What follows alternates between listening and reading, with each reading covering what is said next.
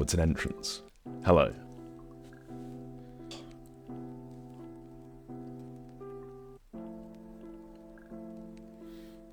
Yeah, there we go. Hello, welcome back to more films and Hello everyone, my name is Paddy, I'm a director and cinematographer based here in the lovely city of London town. Today, going to go through some narrative screen grabs. Shot in a couple of studio builds with some very good friends of mine, some very talented actors. We shot in a place called Auravision Studios, which is in South London. An art director called Louis, who has built out some just awesome set builds. And we had them for an hour each, which was insanity. So I'd written one scene, a couple of friends had written another scene, and we just went down and shot them. Basically went about it trying to shoot them in as little time as possible and just, not really overthinking it, just having a bit of fun. Let's jump into the frame. So this first scene is the one I wrote, and this is not out yet, so we'll have to keep a lid on it as to what it's about. Doesn't really matter, Paddy, no one gives a shit about your little scene. But yeah, let's get into it. So this was the opening shot, and it's literally just a tube above our talent's head here. That's it. Do you need any more? No, moving on. This was a cool shot. This is a reveal of a man in the corner with a gun. That thing there, that's an Aperture B7C bulb, which was not playing ball in the slightest. So we originally had Nick here, who's a fucking great actor, really good friend of mine, and he's actually in Vikings. See, do you recognize him? So we had Nick originally turning on the B7C, which was then going to be on a slightly sort of faulty bulb flicker, just to give a bit of sort of depth and a bit more kind of, just to give a bit more cynicism to the assassin in the corner of the room. But it just wasn't playing ball. I'm annoyed we don't have a photo of this, but we literally lost about 15 minutes of our 1 hour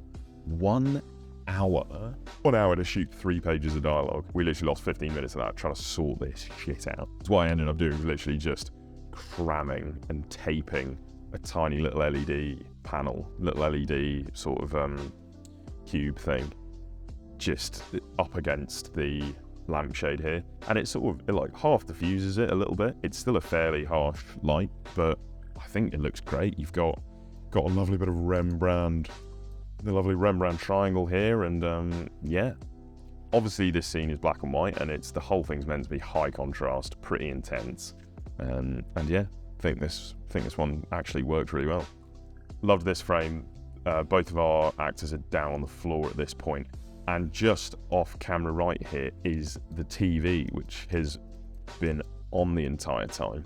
And I think I've got a tube above them both as well, just at 5600. 56. Good writing, Patrick.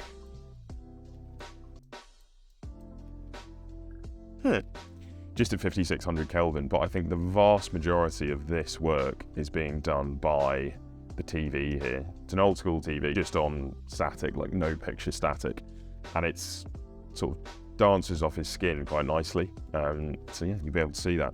And then we've also got quite a nice highlight here, but I got Nick to turn just enough so that he's not completely in darkness here, and we do have that little highlight.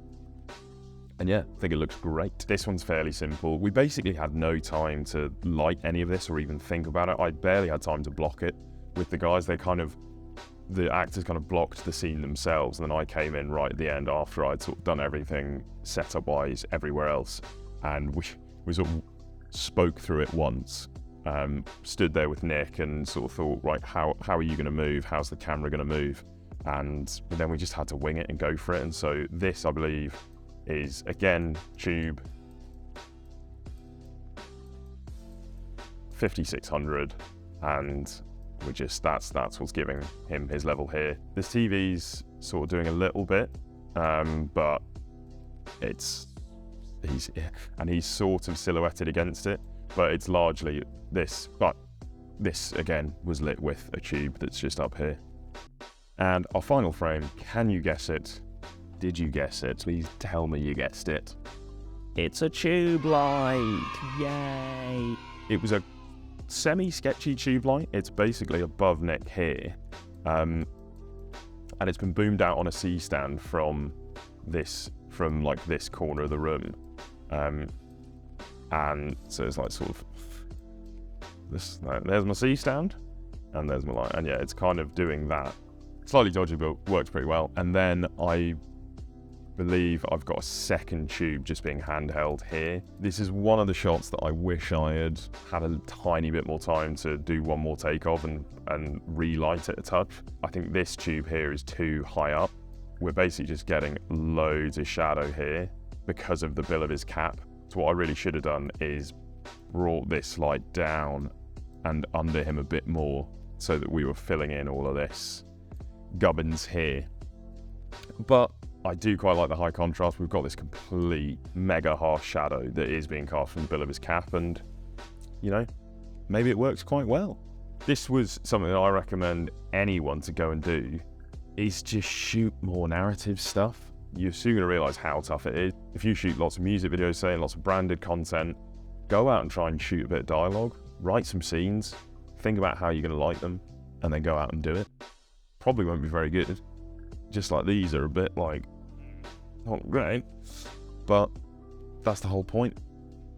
When you start having to craft narrative, it really does sort of stretch your capabilities nice and thin.